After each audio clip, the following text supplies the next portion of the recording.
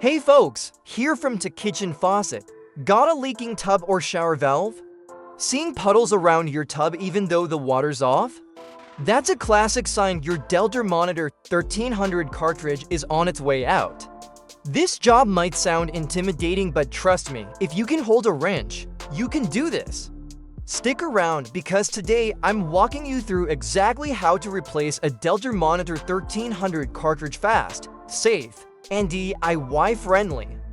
Step 1. Shut off the water. You'll want to shut off your home's main water supply or local shut-off valves if you have them behind the tub.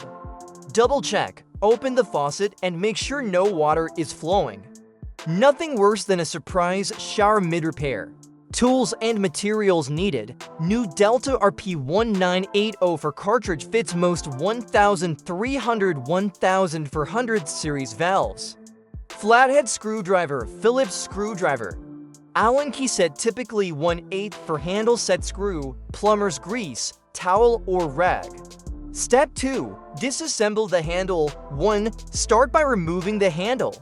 Use your Allen key to loosen the set screw usually found under the handle or behind a decorative cap. 2. Gently pull the handle off. 3. Next, remove the temperature control knob and escutcheon plate, that round trim plate against the wall. Use a Phillips screwdriver to remove the screws.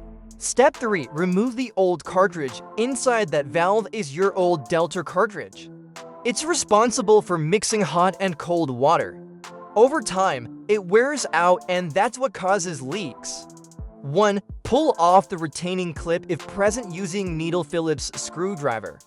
2. Grip the cartridge stem with hand and try to pull it straight out. If it's stuck, twist gently as you pull. Still stuck, use a cartridge puller tool designed for Delta.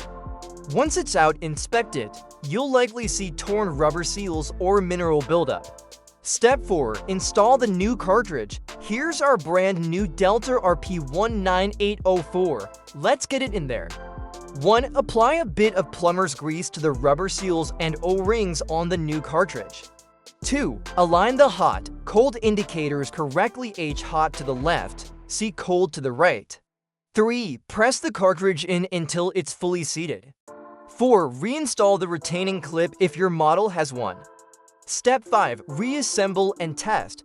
Let's put it all back together. 1. Reinstall the escutcheon plate. 2. Screw the temperature control knob and handle back on.